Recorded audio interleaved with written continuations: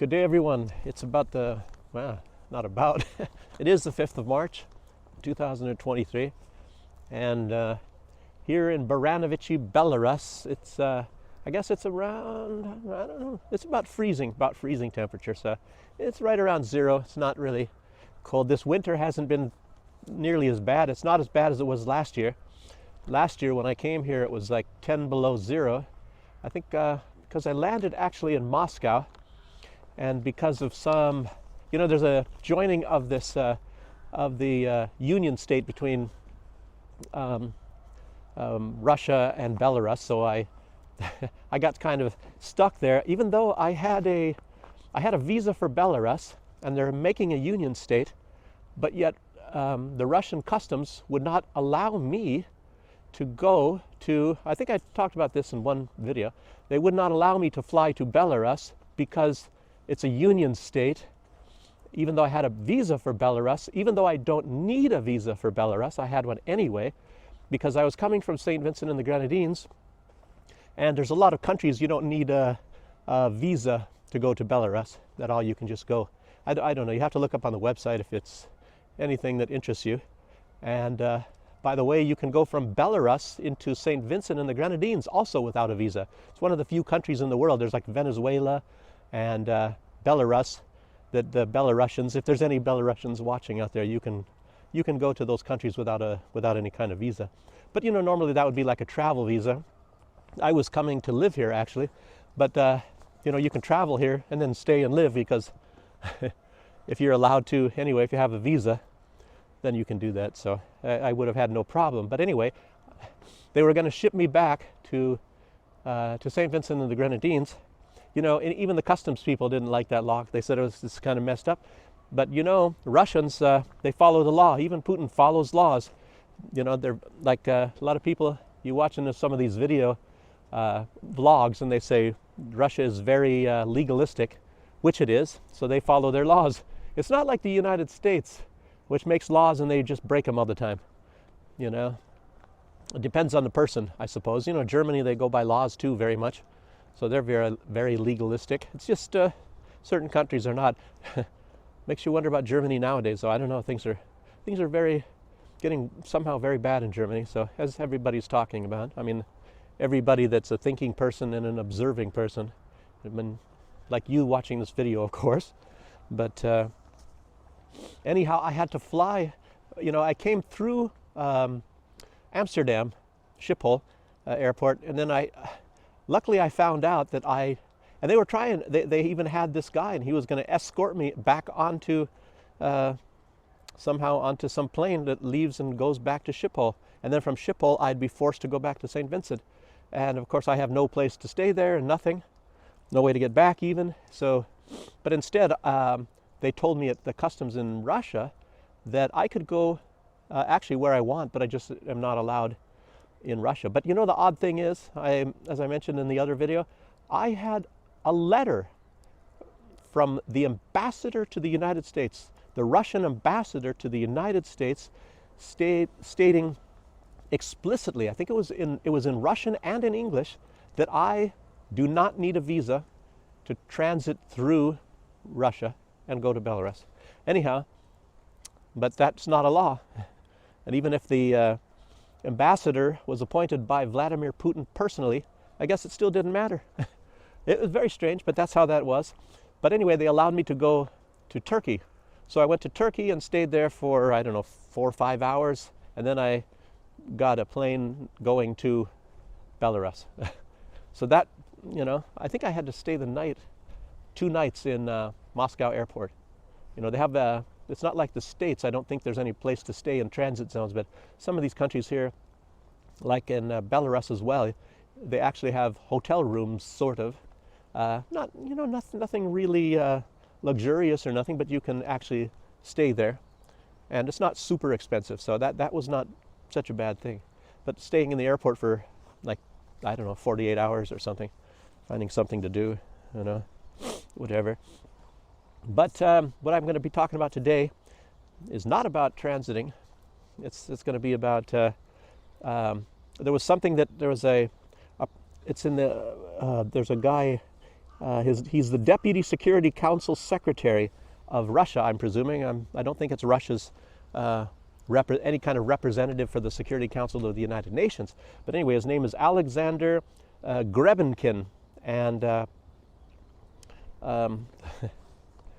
but it's talking about the United States and covert actions. I like to talk about this kind of stuff because it actually lets you know very much what is going on in the world as well. Why things are happening the way they are. If you ever get curious, like say, well, how did this happen? And this overthrow, this revolution, and it's mostly about revolutions that I'm going to be talking about, these color revolutions, and particularly in Kyrgyzstan. I'll get to that now. But there's the U.S. From what this person knows about. Oh boy, it's quite windy here. I can hear something. It's coming now. Here it is. A lot of wind. But anyway, it's just cold. This Grebenkin, Grebenkin is what his name is.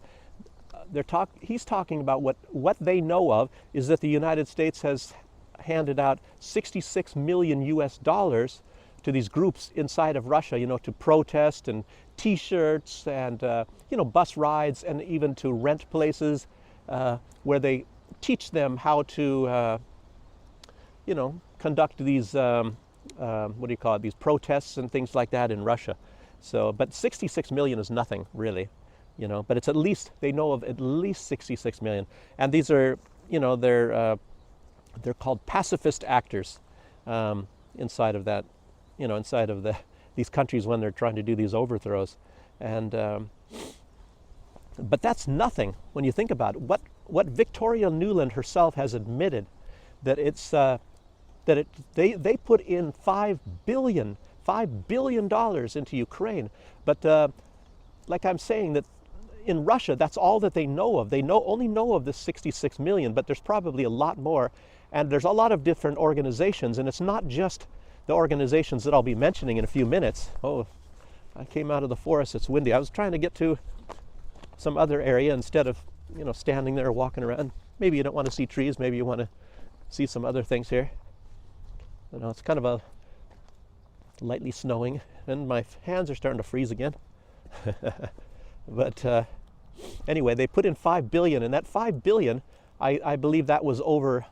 It is definitely over a larger period of time. It wasn't the 66 million. Who knows what they put into Russia and in what period of time? And Russia's a big place, and they only know of the 66 million, and obviously they put in a lot more than that. I'm just saying that that's what they know about. And but that Alexander Grebenkin did not mention more than that.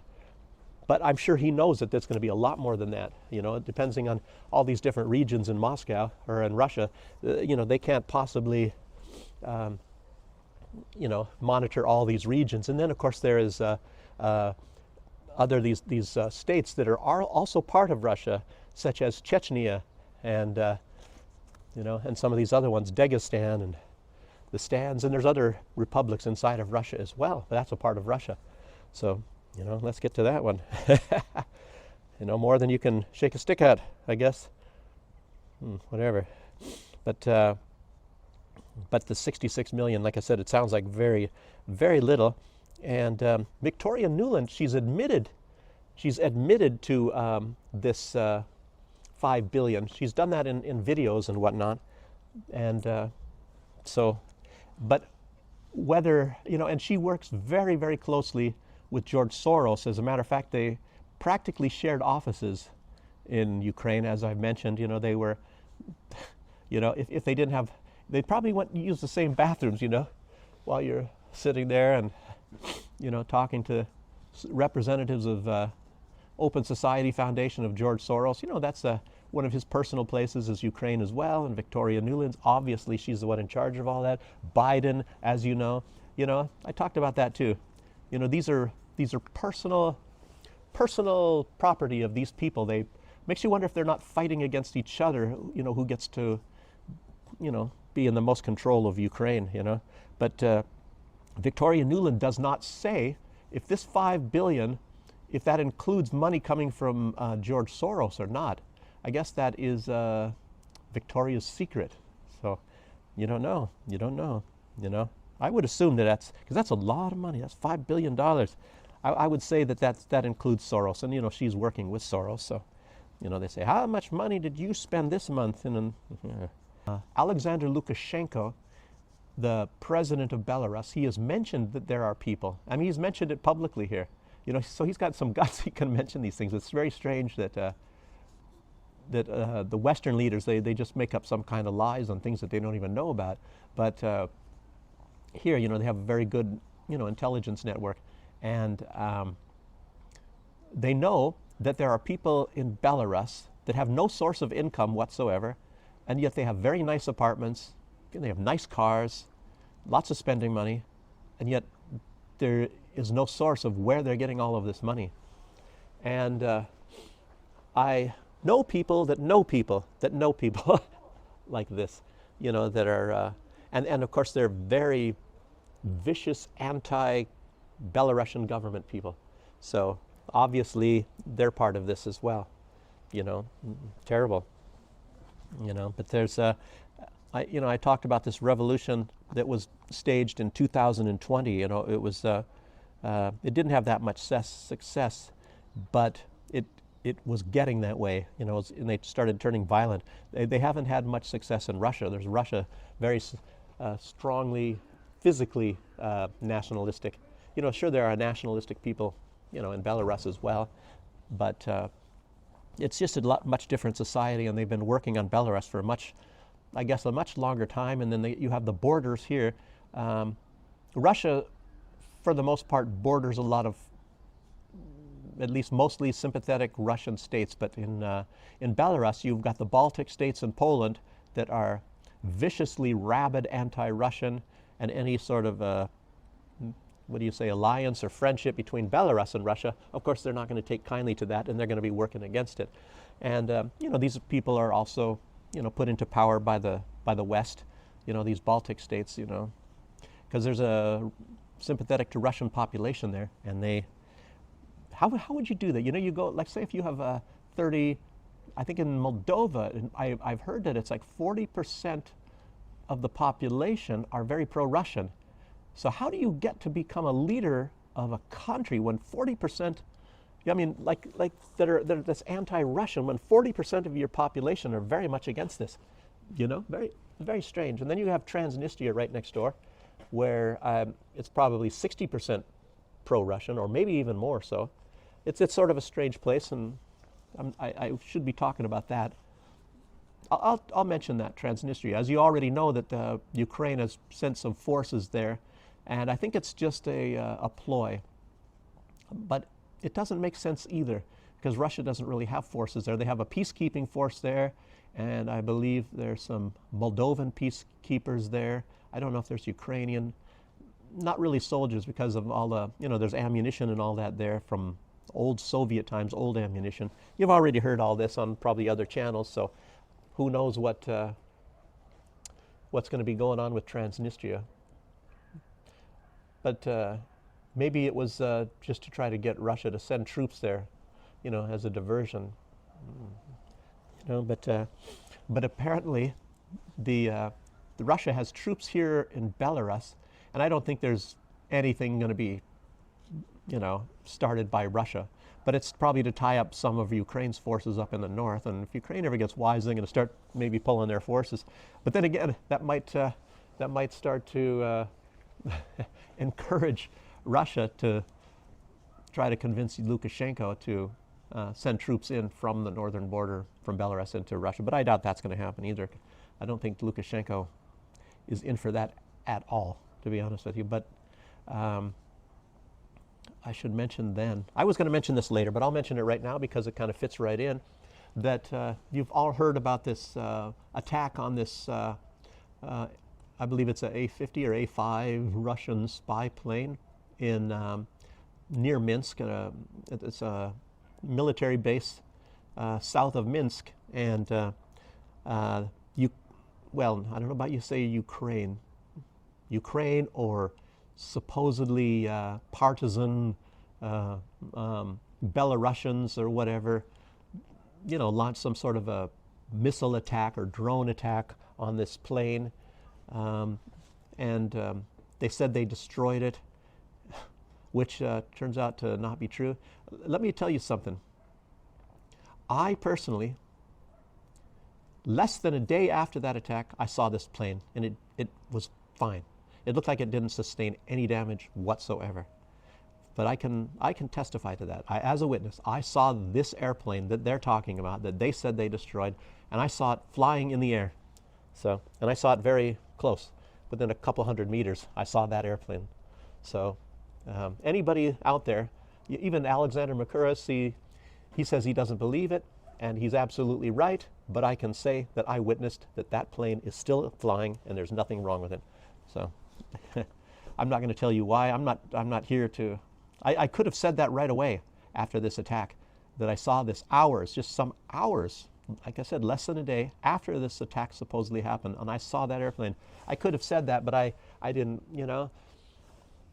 You know, if you understand how this country works here, it's like you can say things that you want, you can complain, you can do all this sort of stuff, but when it comes down to national security, the government takes that seriously.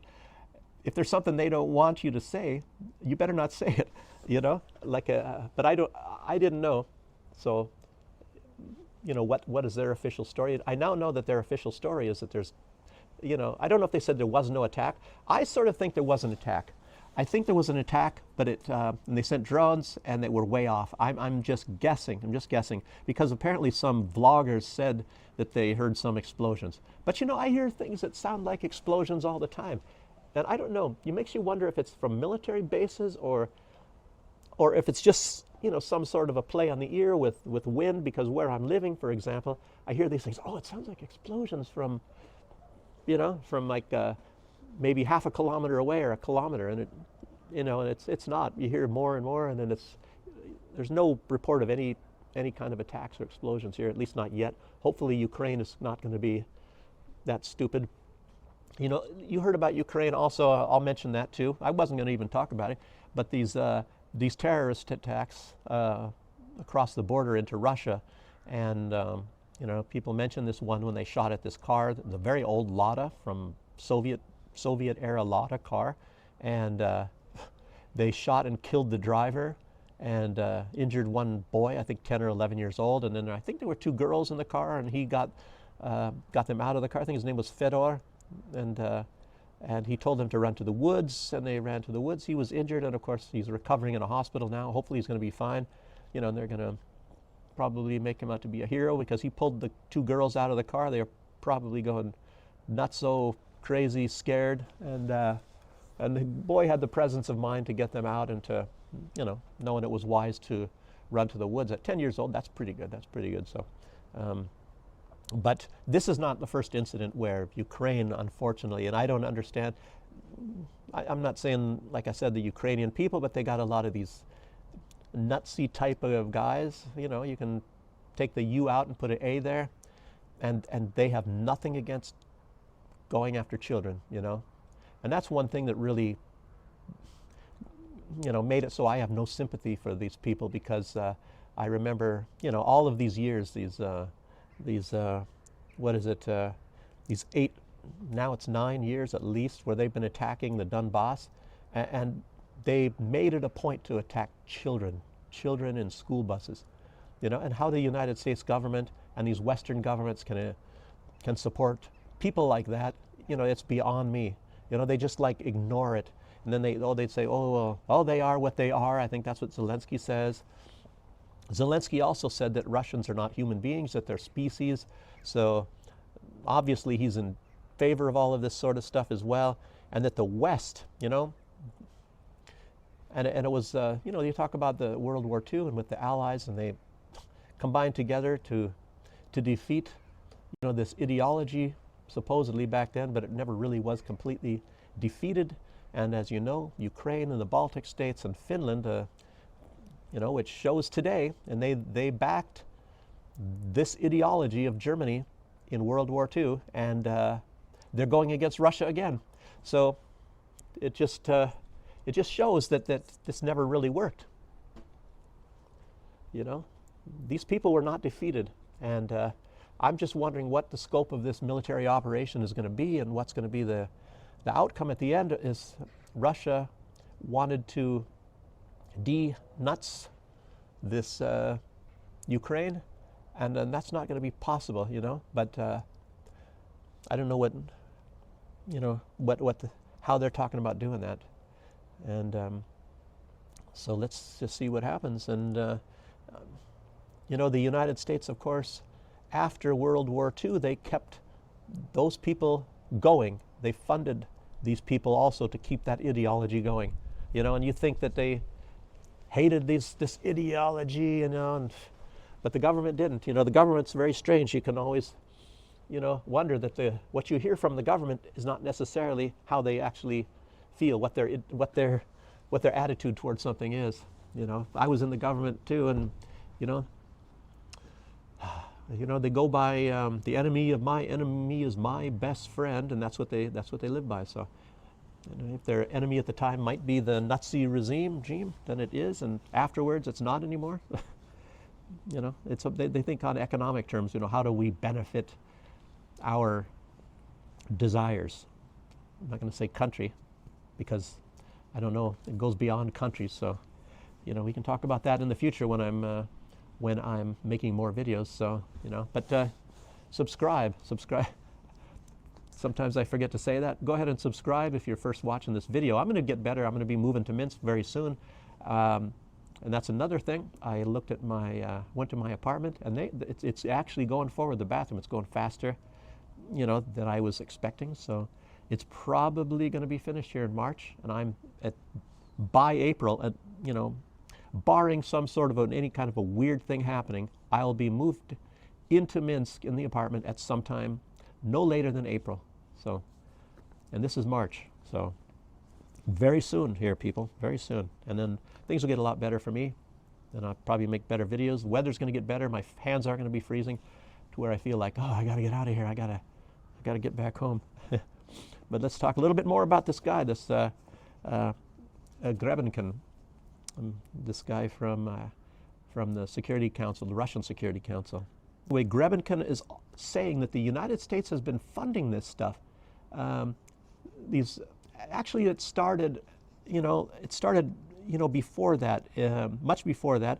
The funding these like color revolutions. Actually, they've been doing this for like 30 years. 30 years, the United States has been working on these these color revolutions to overthrow governments. And I wrote down a name of a person that actually was the founding father. Grebenkin is saying that they've got this down to an art form, these color revolutions. It's an art form. Now, with Belarus, they also have like Voice of America. So that's not really so much involved with some of these other color revolutions, but they've been using that in Belarus, like radio programs and all. And then they have groups, they're meeting covertly and all that here in Belarus, and a lot of them cross into Poland. So it's run through Poland very much. I'm assuming it's also in the Baltic states, but the only ones that I know about, I'm in the Brest region, and I hear about people, they go to Poland, and they meet with people over there, and then they come back here and do whatever they need to do to fund demonstrations and trying to overthrow the government here. But where is the name of that guy? I don't know. Maybe I'll find that here. Maybe it's written somewhere else. They use national elites, like rich people, as well as government, to collapse the governments. They use people within the government is what I'm trying to say there. And this might be what they're doing in Germany, right now. Look at Baerbock. Do you think that she's on the side of Germany? Annalena Baerbock? I'll tell you what, in my opinion, she's an agent. She's a pure agent of somebody else, some other country. And even Schultz. Now, I remember I've been saying that I believe that Schultz is compromised. Now that's going out all over in Russian vlogs. People are saying, and I'm not saying that I started it, but I was suspecting this, but they say Schultz is compromised. Meaning, like I said last week, they gave him what he wants, and he has to pay them back for something. So that's what that's all about. at this moment, I'll just show you some of these things here.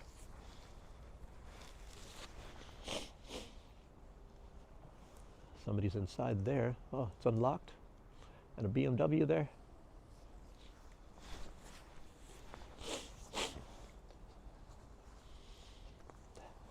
I guess I like to hang out here by these garages. You know, it's not like any little kids. I'm not going to get told I'm some pedophile or something or whatever. And you know, there's less people around. I can be myself instead of everybody staring at me. You know, so oh, what does this say here? English. They don't hear English much here, so you know, that's a pretty good thing, I guess.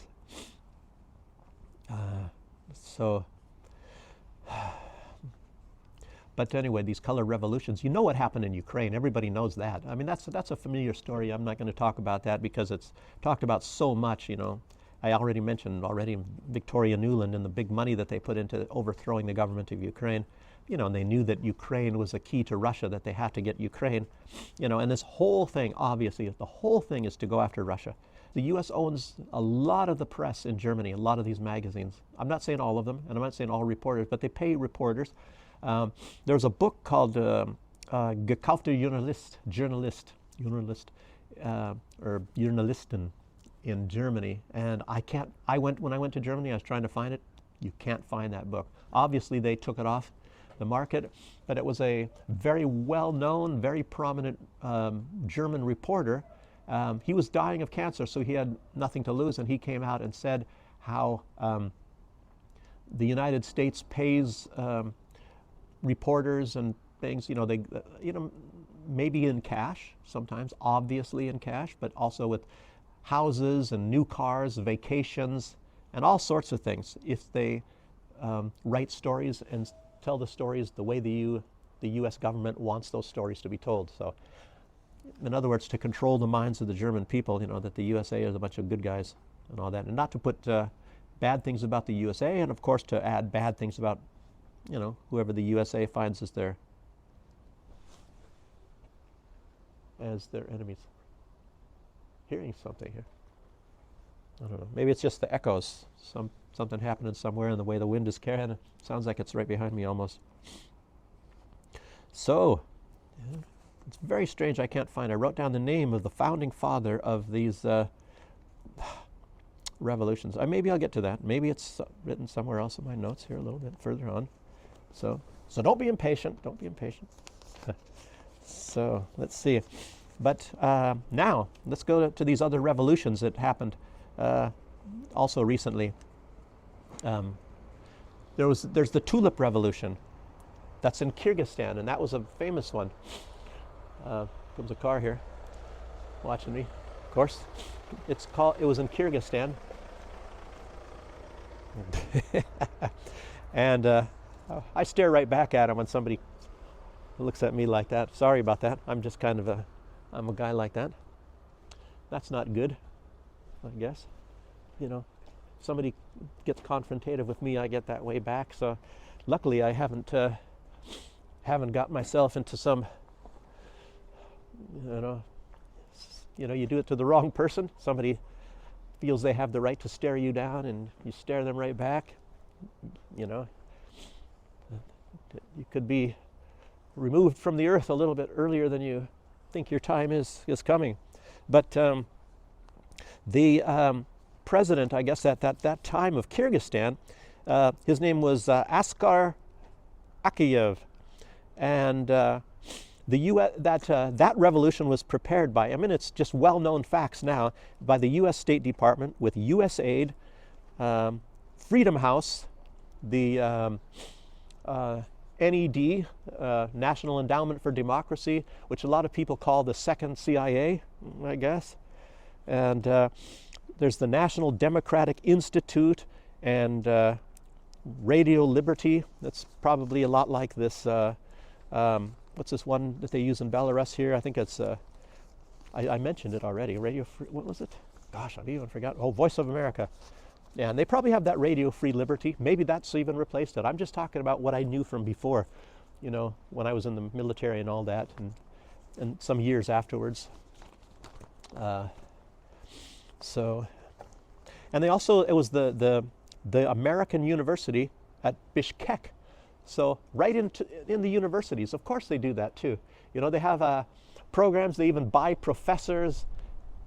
Ooh, windy. They buy professors and all that, and then that's how they work in a lot of countries, and a lot of the time they go through the learning institutions, and they start them young, and then they train these people. They bring them up, you know, these young people that they can get them radicalized. I've seen it myself in the university, and I'm sure maybe a lot of you people have too. Go to some place like where was it, in Berkeley, some places, I think even Stanford, and the U.S. has these radicals, and it's actually done by the Democratic Party. And then very strange in America. That's I think why a lot of people are talking about like revolutions within the society. And the Democrats and Republicans, to a large extent, are looking at each other like as enemies, and not just competitors, but enemies.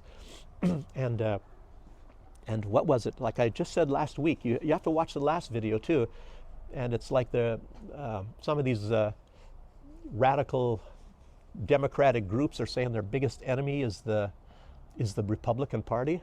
So, you know, they're doing all these things, nasty things against them. So, I mean, it's really something, really something. You never know what's going to happen in the USA if this stuff keeps going. You know, the woke and the LGBT and BLM and, you know, battleground USA. Boy, you never know. But they in Kyrgyzstan, it was like tens of millions of dollars. They gave this to opposition forces and groups and media, you know, and scholarships to future selected leaders right within the country. Isn't that incredible? Right under the nose of the government. They fund people that are there to overthrow that government. Makes you really wonder, you know, what can go on in a country. It's just like the Wuhan lab. And I tell you what, in my theory, I don't think that the Chinese government has anything to do with that. You know what it was, as you know, and because it's right there in front of our noses. It's the United States. They were funding all this gain of function research in the United States. You know, I think starting through the University of North Carolina and all that, and it's a military project. It was funded by the U.S. Army. The ones now, there's ones going against Russian. You know, that's the genetic. A lot of this genetic research to try to find some sort of a virus that will kill Russians. You know, that's funded through, I'm not saying by, but through the United States Air Force. And, you know, I'm not sure how much of that is right now, but you see that that's going through Ukraine as well, but that's different groups funding this.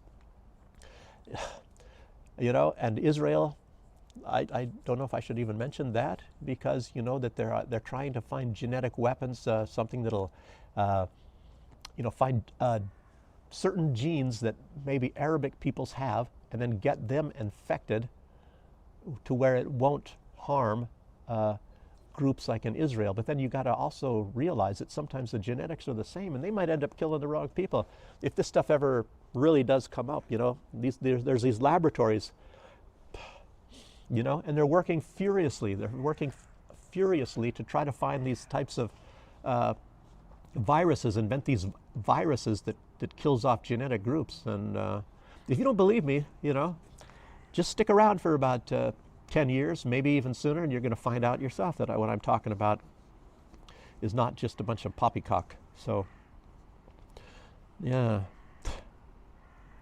So, U.S. funds civil centers in many countries. As I already mentioned, you know, they have activists and citizens, and they meet and they get training. They watch CNN, and they get to surf the internet there. And some of them get their paychecks through there. You know, you go there and get your paychecks, you know, for, you know, trying to locate people. They're paid to identify people that are, say, anti-government, or that they can coerce to be anti-government. Now, the one that I've heard of, he's trying to identify people. I mean, I tell you what, I see that here in Belarus. There are people, and they look for other people that don't like the government, have certain ideologies, and then they even take them out to dinner and things like that, are very helpful to them. Jeez, you know, because that funding is coming from groups in the United States. It's not coming out of these people's pockets. So it makes you wonder how they can do that when they don't even have a job. You know, I tell you, people. And I'm telling you, I'm witnessing this firsthand. So yeah, but they said there's 20 of these centers still in Kyrgyzstan. And they're done in multiple languages, of course, English and Kyrgyzstan language, whatever that might be, and Russian. And yeah, so in 2010, the United States toppled that government in Kyrgyzstan, and they put in their own leader. And but no, wait a minute. That was 2005. Oh gosh. Anyway, forget these dates. I'm trying to remember what these dates were, and and then there was they put another one in, and it was a woman. Her name was Rosa Atenbayeva, and she was in it in 2010, and hers lasted a little bit more than a year, her reign, and then she was out by sometime in 2011, and the guy that the people didn't like her, because this is all artificial. It's an artificial installment of something that the people didn't put in. The U.S. was the one that put the person in. So they didn't last that long, and they chose Almazbek Atambayev, and he cut off the U.S. from using Kyrgyzstan as the Kyrgyzstan airfield where the U.S. was landing and supplying and bombing Afghanistan from there. So yeah, you probably remember that in the news. You just didn't maybe know. I don't know if I said the guy's name right or anything, but I remember seeing this, that they no longer wanted the United States to be using their airfield to bomb Afghanistan. So that guy was out. And already in 2008, when George Bush and Putin were in China, I guess, for the Olympics, the United States used their puppet leader Saakashvili to invade South Ossetia. From Georgia into South Ossetia. They literally stabbed the Russian peacekeepers in the back. They killed them, and then they crossed the border and were doing all sorts of nasty things. One of the popular things, I mentioned it in a video as well, they're machine gunning through the windows of the houses, and then people would go into their basement. I guess they have basements there to get away, and then they threw bombs in the basement. And I think within a day they killed over 3,000 people. The Georgians, pro-Russian people, with a lot of them with Russian passports, by the way. And then Russia, it took 3 days for them to get there, and I guess the military was in bad shape at that time. Soldiers riding on tanks. They didn't have vehicles to take them, really. And very difficult. They lost a lot of lives, but they freed South Ossetia, and they went right into Georgia. But, they didn't overthrow Georgia. And Saakashvili, some years later, he was removed. I don't know. Maybe it's because he was kind of a fake guy too, artificial. He was, I think he was from Yale. A lot of these people, strangely enough, they were in Yale University.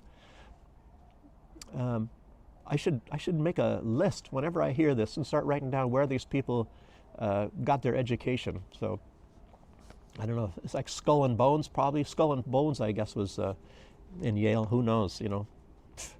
John Kerry and George Bush were Skull and Bones people.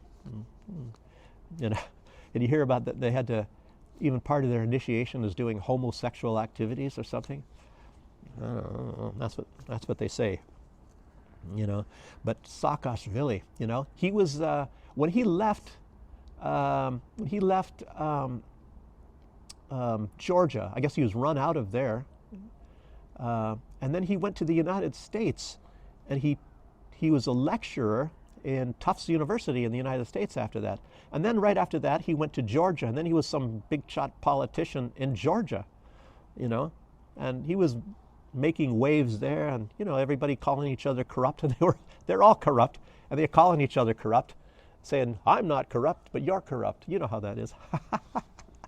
and then I think they were even throwing things at each other. Ukraine's pretty wild politicians down there.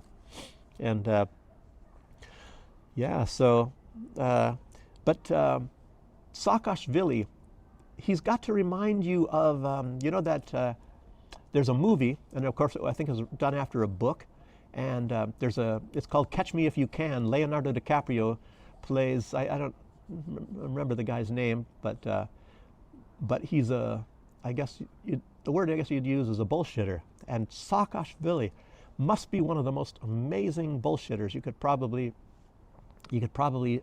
have a class on this guy, how he bullshits everybody and gets whatever he wants where he wants. But now he's in prison.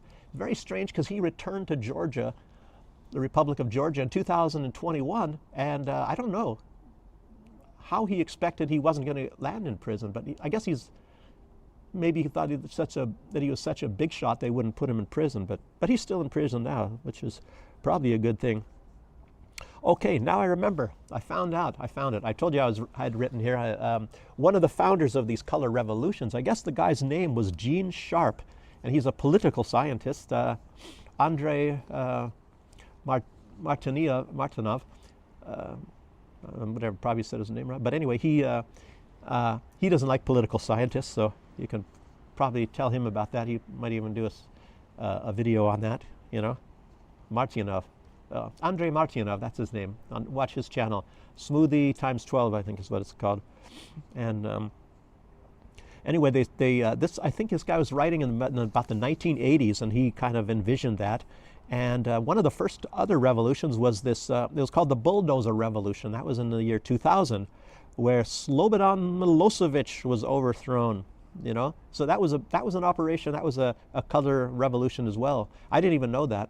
I thought he was just a bad guy. We were told he was a bad guy and he's killing Kosovo Albanians or something like that, which a lot of that turned out to be completely false as well. It was the other way around. They were killing Serbs. It wasn't the Serbs killing, but that's, I don't have any direct information on that. I just heard that's what the case really was. And you'd have to look that up yourself, because I was, I guess, firmly brainwashed as well, thinking that the Yugoslavians or Serbians were killing Kosovo Serbs, what was it? Kosovo Albanians, excuse me. But that was one of the most modern and most successful color revolution. And he was sent to Den Haag to be tried for war crimes. And oddly enough, he was not really convicted. I believe, they came up with a bunch of bad stuff about him, just like they did with Saddam Hussein. Which actually any of these leaders, maybe if they did some bad things, but they're not any worse than any of the good leaders. I'm sure that if you had a fair trial against Obama or George Bush, maybe even Trump, certainly Biden, a fair trial, I'll tell you what, these guys wouldn't stand a chance. And if you think that Slobodan Milosevic was bad, I'll tell you what. Compare them to these other presidents of the United States, But the U.S. is able to get away with anything they want to do, as you know. All you have to do is say that you're nice, and it works, But he wasn't convicted, and he died in 2006. I was thinking they executed him, Milosevic, but I didn't know that. And that bulldozer revolution, that was also funded by U.S. aid and the NED, this National Endowment for Democracy or whatever, and it cost at that time $3 million from 1998 to the year 2000, and the U.S. aid gave $30 million in telecommunications equipment, and that's for posters and T-shirts, all that kind of fun stuff. I want my overthrow of the government T-shirt. Please give me one. Jeez. So I don't know. Also, I should mention, we're hearing about all these drones that supposedly Iran is sending drones to Russia, and I was mentioning it before that Iran denies that they're sending drones to Russia, and Russia denies that Iran is sending drones, and it turns out that thus far there is zero evidence that Iran is sending drones to Russia. They did send drones before the military operation. I guess that was months before. So 2 months before the military operation, they sent some drones, and there were very few. And what apparently happened is Russia just sort of, I don't know if you call it reverse engineered these drones, and they made their own drones because they're very effective. And maybe they look quite a bit like the Iranian ones, but these are all made in Russia. And I don't even know if Andrei Martyanov mentioned that as well, but somebody maybe sent him this video. I mentioned his name twice here, and he can maybe talk about that, because he's very good in researching things, and I might even be off a little bit on some of my facts. I don't know. I doubt it. These are not very, difficult things to find, I guess, if you're into these kind of subjects. But Ukraine is the one that was saying that Iran is sending drones, and I'm wondering if this is not just a way to try to tie Iran into being, a bad guy, because they already have a good relationship with Russia. So who knows what that's all about. And but Iran keeps asking for this documented proof, and then I guess all they have is some really fuzzy photographs, that doesn't prove anything at all, not even close. And but there's no documents. And Iran, I guess they say the excuse is, Iran says, oh, in 2 weeks we'll send you this documentation. Just copies. They're not even sending copies. And then they say, oh, soon. But they just never send anything. In other words, they don't have anything. So they would have sent them right away. As a matter of fact, they would have released them to the world if they had any proof like that. So yeah, that's what that's all about. And other little information that other people are talking about already is it looks like Bakhmut is about done. I remember I was hearing, I heard from Alexander Mercouris and everybody, back, maybe it was August or September, that Bakhmut is about to fall. And it's not that they were wrong, but it's just that Ukraine just keeps sending people, and I guess that's why they called it the meat grinder, because they just kept feeding him and feeding in these bodies, and that's why Bakhmut still never. It was like a week away from falling then, or 2 weeks, and it never did. And but now it looks like it's really going to happen. And yeah, another thing that I really want to talk about, I'll just mention it slowly because it's something that hasn't happened yet, but it's just a pledge. Is there's going to be tremendous cooperation between Belarus and China. Lukashenko recently left China. He was there for some days and talked with Xi Jinping, and he got a huge welcome, just as good of a welcome as Putin would get when he goes to China, because they see Belarus is very important as well, and very, very connected to Russia. So it's virtually like a representative of Putin, or Putin taking Putin's place to visit there. So that's why he got such a great reception. And they signed a lot of deals for a lot of things: sports, education, and industrialization. So here in Belarus, there's going to be a tremendous boom, a lot of investment from China.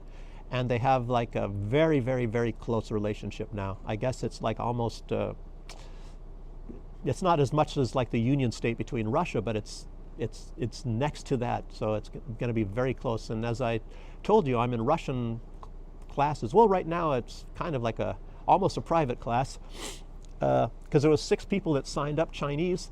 And the class I was in, it had supposedly 22 Chinese, but 22 didn't show up even at the beginning, so it was like 20 at the very beginning, and it kind of dwindled down a little bit more towards the end. It was like about eight people at the end, because these people, I think it's just a requirement, and it's not like they're going to use Russian. It's something through like programs. Some of them are teachers, and a lot of them are like some singers and musicians and things like that in China. And I really don't know. I didn't want to ask, and of course I wouldn't understand so much anyway, because I don't speak that well Russian, but I just found out what I could find out. And but the class I'm kind of in right now is just with one Chinese guy. He's a programmer from whatever that city is in the south of China near the coast, where DJI and Huawei and all that stuff is heavily advanced city, really technological city there. I think it's a economic zone or something like that with Macau and Hong Kong. So they have special, trading rights and all that. So that's why it's a huge boom. Very advanced. There's movies about it or films you can see on YouTube, how advanced this city is that he's in. And he's a programmer supervisor. So he's the boss of a lot of programmers, and I think they're probably making video games and things like that. So he's quite a guy. I guess I gotta make. And he's young. He's like what is he? 36 years old. Young for being in that position, of authority. So he looks younger than 36 though, But he's a very nice guy. He knows some English, and I hope I can stay in contact with him. And he's living in Minsk at the moment, so. Yeah, and he's not coming to class as much anymore because he's got an apartment in Minsk. So, and he's got some other kind of class in Minsk, But we can't really talk so much because I don't know Chinese. He doesn't know that much English, and we don't know enough German, or we don't know enough Russian yet. So, so we're separated by 3 languages somehow. And but anyway. The point I'm trying to make is there's a lot of Chinese coming here, and there's going to be a lot of Chinese investment coming into Belarus, and there's going to be quite a substantial economic boom coming here in the very near future. It's construction projects are going to be going on. They're going to be building automobiles, and it's going to be like I believe it's not just going to be some Chinese really automobiles. It's going to be Belarusian automobiles. So there's going to be like a new brand of automobiles coming out here. And there's a lot of agriculture. Belarus is really big into agriculture. And economy is really doing really well with agriculture. They're sending agriculture all over. It's in high demand, Belarusian agriculture, because it's not gene modified, no gene modification. The quality is high, even though we have a very low or very short growing season here. But yes, you can, somebody's coming here probably going to kick me out. I'm very curious. I'm almost done here anyway. But anyhow, you can do it again. Video YouTube. 2 рубля не выручите, пожалуйста. Huh? 2 рубля не выручите, пожалуйста. Ruble? Oh, нет. Нет деньги. He wanted some rubles, so I don't have нет деньги. I have no money with me. I just come out here to do a video. He doesn't look like a poor guy. So anyhow, but anyway, I'm going to get out of here. I'm about done with this video, and nose is starting to run a little bit. But like I'm saying here, a lot of investment going to be coming to Belarus, and things. I'll tell you, I'll be talking a lot more about Belarus.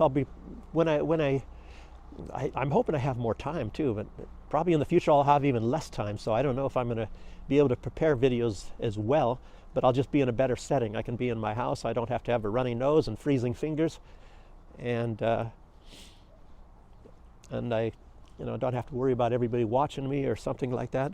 And but another thing I'll just mention very shortly is this unipolar world is just about over, and we're getting into this multipolar world, and they're starting to think about this in Europe right now. They're starting to realize that it's over for them.